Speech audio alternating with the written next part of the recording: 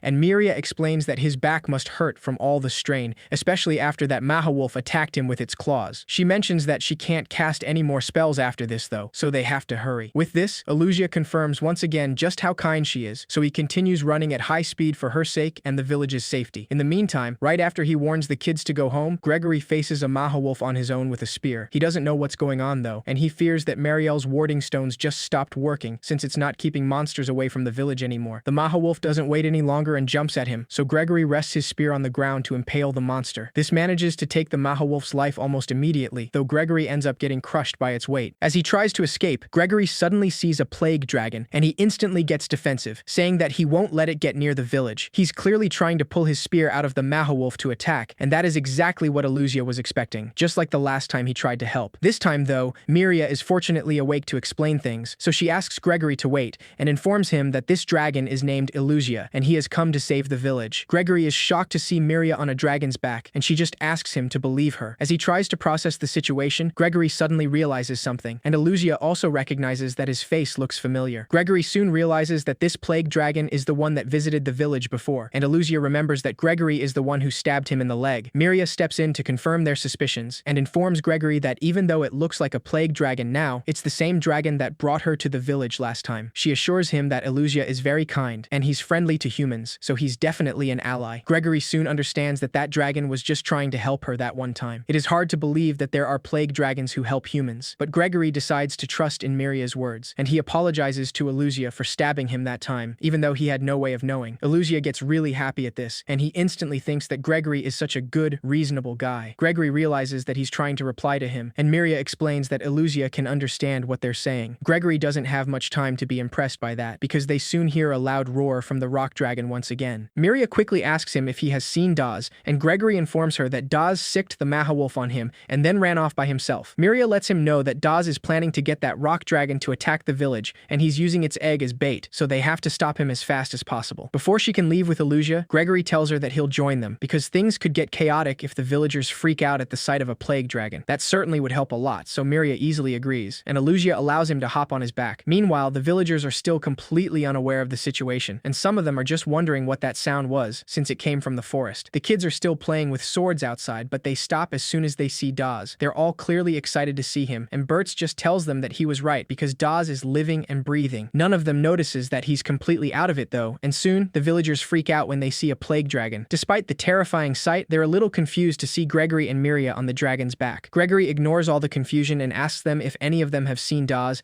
and one of the villagers lets him know that he went towards the watchtower. As soon as he says that, they hear the loud roar of the rock dragon coming exactly from that direction, and everyone soon starts to panic. Gregory knows that this is bad because the rock dragon is getting really close, and they don't have much time. Miria tells him that they have to stop Daz quickly, but Gregory asks her to let him and the dragon handle this. He wants her to grab everyone and evacuate west of the village instead. Miria hesitates at first because she really doesn't want to let them go on their own, but Gregory reminds her that she's injured, and that's just going to make her a liability if she goes with them. Illusia recognizes that he's right about that, and he doesn't want Miria to face any more danger either. He lets her know that he agrees somehow, and Gregory tells her that she doesn't have to worry about Illusia because he'll be with him the whole way. Miria finally relents and accepts to take care of the villagers, but she only asks them to take care before leaving. They soon run in opposite directions, and Gregory mentions that it's crazy to think that a little hatchling became this big plague dragon. He's heard stories of monsters growing bigger and stronger, but it's still hard to believe. Illusia makes a sound to let him know that he's listening, and Gregory tells him that once this situation is taken care of, he'll introduce him to everyone in the village so they can all be friends. Illusia beams in happiness at that, hopeful that he's on his way to Haradam, and that everybody will cheer for the Dragon of Justice and welcome him with open arms. He once again thinks that Gregory is the best guy ever, and he's clearly radiating happiness. In the meantime, the villagers soon realize that Daz is out of his mind, especially after he attacked Bertz and tried to take down the others. They keep their distance and ask him to put down his sword, but it's obvious that Daz isn't listening to reason. Jean, one of the kids, hides behind a box, wondering what's going on with Daz right now. Soon, all the villagers freak out when they see a plague dragon approaching, but Gregory informs them that this dragon is their ally. Without any further explanation, he asks everyone to get out of there, saying that they will handle Dawes. The villagers still have no idea of what's going on though, so Gregory warns them that a rock dragon is headed this way, so there's no time to waste. Everyone soon runs away from the place, but Jean remains hidden behind the box, completely paralyzed. Dawes immediately attacks Gregory, and even though he blocks the blow with his spear, he easily gets knocked down. Illusia gets worried about him, and when Dawes tries to attack him, he simply kicks him away, asking him if he really thinks that he can slay him with a sword like that. Before Dawes can hit the ground, Illusia punches him in the air and then holds him down with his weight. Dawes has no way to escape, making it easy for Illusia to end everything with one move. However, before he can land a fatal blow, Illusia hesitates, knowing that he can't do this. After all, even if it's justified, killing a human will make him a real monster. Dawes continues grinning and laughing despite everything, but Illusia decides to simply put him to sleep, flicking his head with his claws and saying that he's a dragon of justice, so he'll avoid killing whenever possible. When Gregory sees that he didn't kill Dawes, he truly confirms that Illusia is a friend to humans, without a doubt. Now that the threat has been neutralized, Illusia immediately searches for the rock dragon egg. However, to his surprise, Dawes wakes up and stands right away, which makes him wonder if he's truly human. When Illusia checks his stats, he notices that Dawes has the same abnormal status as the Mahawolves. Dawes continues grinning and laughing in a creepy way as he picks up his sword, and that's when Jean tries to talk to him and make him snap out of it. Without a second thought, Dawes jumps right behind the little kid and puts his sword against his neck, taking him hostage. He slowly walks away from Gregory and Illusia, while Jean still tries to reason with him, reminding him who he is. Now that a kid is in danger, Illusia can't do anything now, but he knows that the little rock dragon will make it here if he just stands around. Jean soon starts crying, realizing that he can't bring the Dawes he knew back, and there's nothing they can do about it. Dawes continues steadily walking backwards towards the rock dragon egg, keeping a firm hold on Jean's neck. Illusia just wonders what to do now, because if he makes any hasty moves, Dawes will kill that kid for sure. Dawes suddenly lets go of the sword to pick up the egg, but before they can do anything, a weird slime comes out of his mouth and grips around the top of the watchtower, pulling him up with the kid and egg in seconds. This clearly takes them off guard, but before they can even wonder what that was, the little rock dragon reaches the village and immediately spots the egg in Dawes' hand. Dawes raises the egg with one hand, still holding the kid with the other, and Gregory realizes that he's planning to smash the egg right in front of the rock dragon's eyes. Illusia clarifies that he won't let that happen, and he immediately jumps at Dawes, trying to reach for the egg. However, as soon as he jumps, Dawes suddenly throws Jean off the watchtower, and without a second thought, Illusia flies at high speed just to catch the kid. He manages to catch Jean and save him, but at the same time, he witnesses the way Dawes completely smashes the egg against the ground. As soon as the egg shatters, the little rock dragon instantly loses it and starts destroying the ground beneath them out of pure rage. Marielle is still in the forest looking for Miria, and she has no idea of what's going on in the village. When she finally decides to return, she's glad to see that Miria is already back and safe. She notices all the villagers evacuating though, so Miria explains that Dawes lured the rock dragon into the village. Meanwhile, after that attack that shook the ground, Illusia manages to protect the kid. He then sees the rock dragon and wonders if this is the worst case scenario, thinking that maybe he screwed up when he didn't kill Dawes. Illusia is still glad to see that the kid is okay though, which truly is a relief. Gregory approaches him soon after that to see if he's okay, so Illusia gives him the kid and points towards the west. Gregory easily understands that he's asking him to take the kid and leave, but before doing anything, he asks him what he's going to do. Illusia uses sign language to let him know that he's planning to fight, and even though he's a little concerned, Gregory agrees and just asks him not to die. He immediately runs away from the place, and Illusia knows that this is highly risky, but he can't back down now, because there are still people out there he must protect no matter what, so he's going to fight for their sake. After all, that's his way of the dragon. Illusia immediately checks the enemy's stats and sees that the little rock dragon has a major enraged status, and its HP is completely full. He also notices that it is far stronger than it was before, so he has no idea if he can win or not, but at the very least, he can buy time for everyone to get out of here safely. With that in mind, Illusia runs straight for the little rock dragon, dodging all its moves at high speed and attacking with all he has. He jumps high in the air and uses Dragon Punch against the little rock dragon's back. This move hurts him more than the little rock dragon though, because its body is really hard, as the name implies. Knowing this, Illusia decides to try something different and uses Baby Breath right away. The intense flames do nothing against the rock dragon, but he doesn't give up and tries his meteorite skill, throwing giant rocks against it. Illusia soon sees that nothing is really working, and the little rock dragon knocks him down in just a second. Its attack and defense stats are way higher than anything Illusia has encountered so far, so he doesn't know what to do now. While he's on the ground, Illusia notices that only one attack from the rock dragon took way too much damage, and worse yet, he can't think of a move that will actually work on him. He starts thinking that he might be done for at this point, but that's when an arrow hits the rock dragon's face. Illusia then sees that Gregory is back with 2 more villagers, and even though their arrows do nothing against the rock dragon, they're just trying to drive its attention away from him. They let him know that they consider him a friend now, and they're going to protect their village no matter what, so they have to beat the rock dragon together. Illusia is glad to see them back, and when they start fighting with everything they have, he knows that he can't stay behind. That's why he gathers all the strength he has left and stands, saying that he's not done yet. Without a doubt, Illusia jumps at the little rock dragon and uses Nutcracker to kick its neck, making it lose balance. While the rock dragon focuses on him, the villagers take the opportunity to shoot some arrows to its face, and one of the arrows manages to go into one of its eyes. Gregory informs the other villagers, Oris and Lucas, that he and the plague dragon are going to get the rock dragon's attention, so they must aim for the opposite eye when they get the chance. Illusia agrees with that plan, assuming that the last attack surely did some damage. However, when he checks the little rock dragon's stats, he notices that it actually barely did anything, since its HP just went from 262 to 241. The situation worsens when he sees that the little rock dragon is about to use its tremor skill. The rock dragon stands on two legs and then lets itself fall to shake the ground and make earth columns emerge from it. Lucas is caught between one of these columns, and before Oris goes through the same, Gregory immediately pushes him out of the way, getting caught himself. As soon as Illusia's attention focuses on him,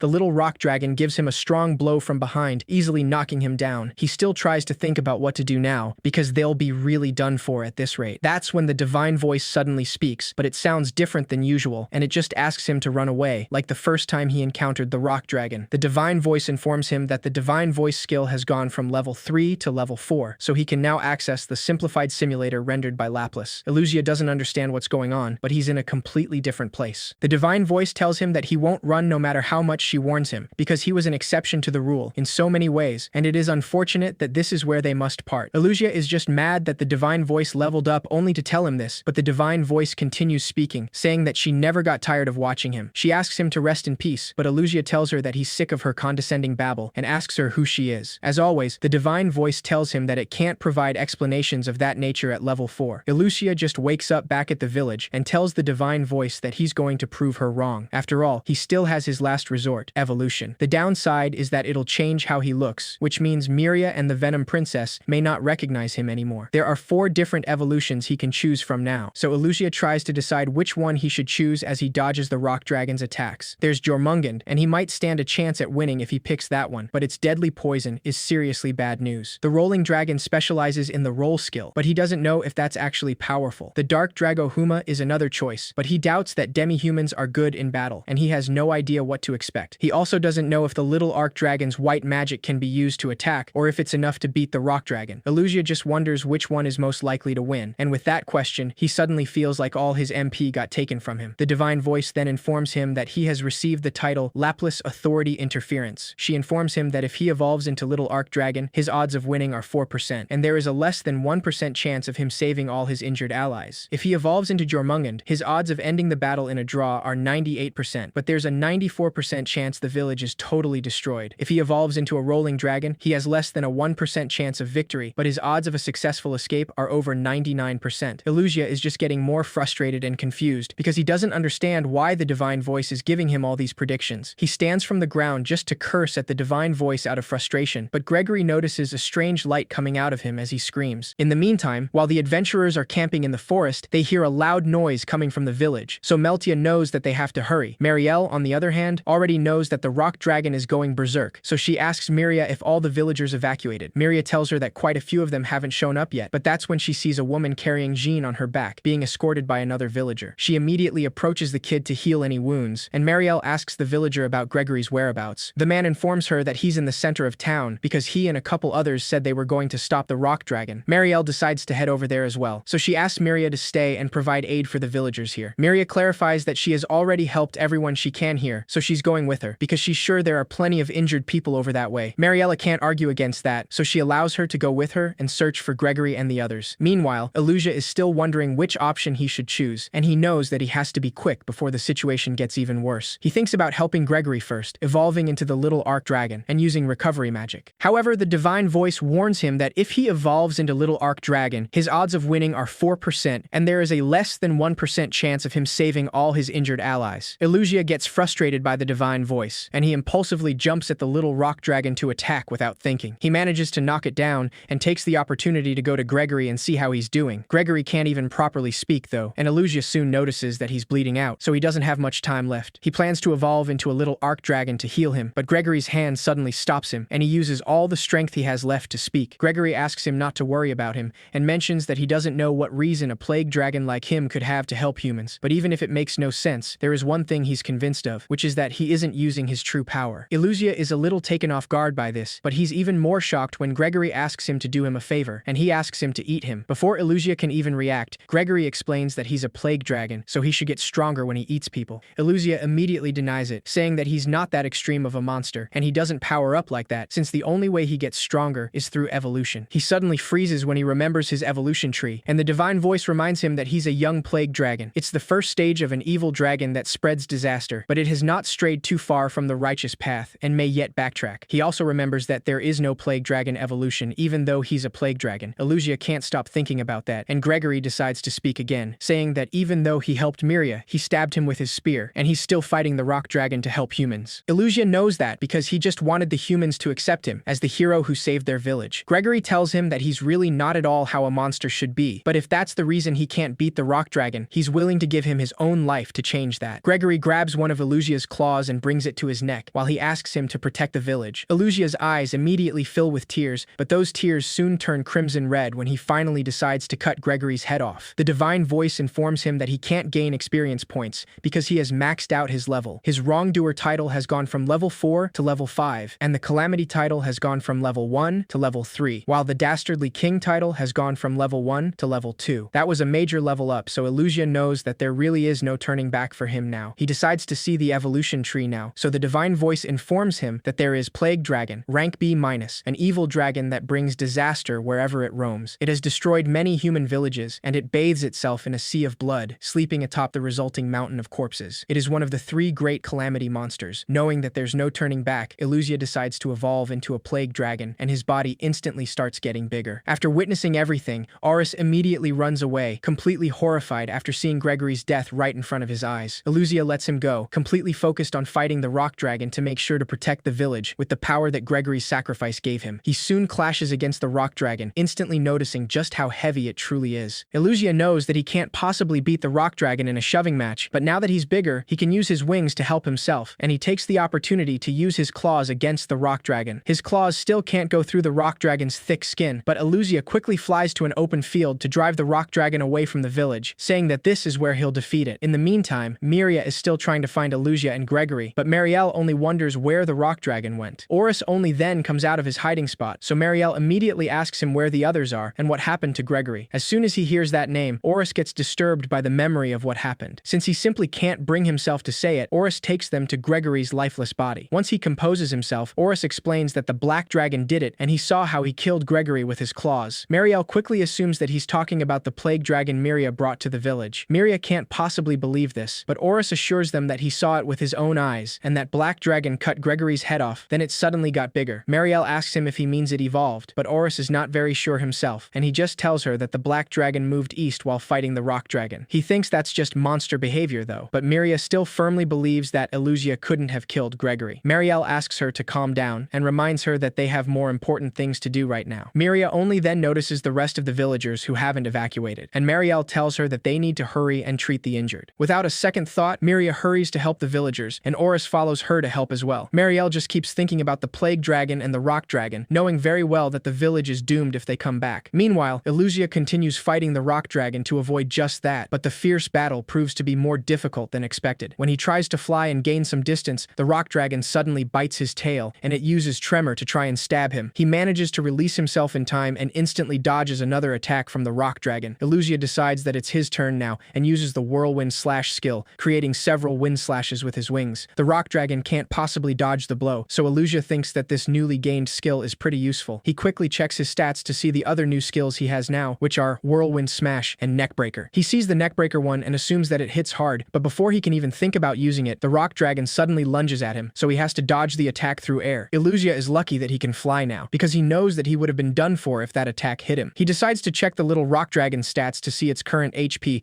and realizes that none of the hits he landed made a good dent in it because it's highly sturdy. He wonders if the rock dragon has a weak spot somewhere, but the divine voice tells him that it can't provide explanations of that nature at level 4. Illusia already knew it would say something like that, so he keeps himself in the air while he thinks and tries to figure it out himself. Considering that the little rock dragon's body is hard as rock, he thinks that its weak spot could perhaps be the head. There's nothing he can do but try, so he immediately lunges at the rock dragon, using Dragon Punch to hit it on the side and make it lose balance. Illusia then uses Dragon Tail to hit the rock dragon square on its face and uses Whirlwind Slash to crush its eyes. The little rock dragon frantically moves around now that its vision is completely gone, and Illusia knows that this should be easy pickings if it can't see. He can just beat it into submission now, but before he can do anything, the rock dragon tries running away towards the village. Illusia panics for a moment and immediately gets in the way, saying that he's not going to let it go any further. In the meantime, Miria finally finishes healing all the wounded villagers, and Marielle asks Oris to take those who can move and evacuate west of the village. Oris quickly complies and helps one of the villagers evacuate, so Marielle tries to tell Miria that they're going to search around the area. She trails off when she notices that Miria is nowhere to be seen, and that can only make her think the worse, which is that Miria went after the plague dragon. Illusia is still trying to stop the rock dragon from going back to the village, but it becomes more and more difficult due to how heavy it is. The rock dragon also uses his head to hit him repeatedly, but Illusia never budges, and he keeps trying to stop it. In a desperate attempt, he starts swinging his wings to spread dragon scale powder, hoping that his poison works on the little rock dragon, to at least weaken it a little. The little rock dragon soon reacts to the powder and keeps trying to escape, but Illusia firmly holds it in place. As the little rock dragon struggles, Illusia manages to see his neck from another angle, and realizes that the neck seems slimmer than the rest of its body, so it must be its weak spot. He throws a punch to test it out, and when the little rock dragon loses its balance for a moment, Illusia confirms that it is indeed its weak point. That's how he knows that he just has to continue throwing punches, and to completely pummel it non-stop. Without a second thought, he starts punching the little rock dragon's neck with force, not giving it any chance to respond. The little rock dragon can't even fight back because of the poison, since it hinders its movements, and Illusia's constant blows makes it worse. After throwing several punches, Illusia decides that it's time to snap its neck once and for all, so he tries out his new skill, Neckbreaker, since he didn't have the chance before. As soon as he activates the skill, he can perfectly see a line of yellow symbols across the little rock dragon's neck, and the only red symbol indicates exactly where its weak spot is. Illusia doesn't hesitate for a second, and immediately uses Neckbreaker to throw a powerful punch against its neck. The force of that punch alone is enough to make the little rock dragon's neck snap at once, giving it an instant death. The enraged little rock dragon finally falls defeated after getting its neck broken by Illusia, and the divine voice confirms his victory by saying that he has received 384 experience points, and as always, due to the effect of the walking egg title, he has also earned an additional 384 experience points. The divine voice also mentions that Plague Dragon has gone from level 1 to level 19. Illusia collapses right after that, feeling relieved that he managed to defeat the little rock dragon and that the village is safe now. He quickly opens his eyes when he hears Miria's voice, and he's surprised to actually see her there. What surprises him more is that she still recognizes him despite his evolution, and she doesn't seem to fear him. Miria slowly approaches him and tells him that she knows that he beat the rock dragon for them, and he got bigger in the process, so she can assume that he evolved again. Illusia suddenly remembers everything after hearing her words, knowing that he killed Gregory and turned into this monstrosity. Before he can do or say anything, Marielle suddenly shows up and casts a light sphere spell against him, hitting him straight on the face. She quickly asks Miria to get away from the plague dragon and casts another spell before Illusia can even know what's going on. Marielle tells her that there is no time to lose, so she has to run away now. Right when she's about to cast another spell, Miria immediately gets in the way to protect Illusia and asks Marielle to stop. Illusia wasn't expecting her to step in for him like that, and Marielle clearly wasn't expecting it either, so she asks her what she's doing. Miria tries to explain that this plague dragon is Illusia, the dragon she told her about. He's clearly bigger now, but she's still completely positive that it's him, so she doesn't want her to hurt him. Marielle still stands on guard and reminds her that Gregory was killed by that monster. That sentence makes Miria hesitate, so she pauses for a moment to look back at Illusia, asking him if that's true. Illusia doesn't look away from her, and he doesn't deny it, but Miria still chooses to believe in him. Marielle once again asks her to get away from the plague dragon, but Miria firmly stays in the way to protect him, saying that there must be some misunderstanding, because Illusia would not do that. Illusia is surprised that Miria still believes in him even now, but she starts coughing when the clouds disperse and the moonlight shines on him, making the dragon scale powder spread. Miria finds it more difficult to speak or even breathe now, which reminds Illusia that he has turned into a monstrosity who can't be near her anymore. Marielle gets alarmed when she sees her state, and Illusia quickly pushes her away without a doubt to save her, not wanting to hurt her anymore. He even loudly growls to scare her away, and Marielle casts another light sphere to protect Miria. Illusia receives the hit and then immediately flies away for good, knowing that this is farewell for them. Marielle approaches Miria to heal her body with magic, knowing that she must have been hit by the plague dragon's poison. Despite her state, Miria just sees as Illusia flies away, not wanting him to leave her. After a while, Illusia lands near a body of water to see how he looks now after he evolved. He instantly notices that he's built like a tank now, so he probably can beat a lot of monsters. He tries to feel excited about that and laughs, but his body feels completely stiff, and he wonders if he's not supposed to have automatic recovery. Illusia only then sees a single flower in the middle of the lake, and he can't help but think about Miria. He never really cared about flowers until today, but this time, he wants to know more about them. He uses his skill to see the information about the flower, and he's surprised to find out that it's called Illusia, a flower with a D+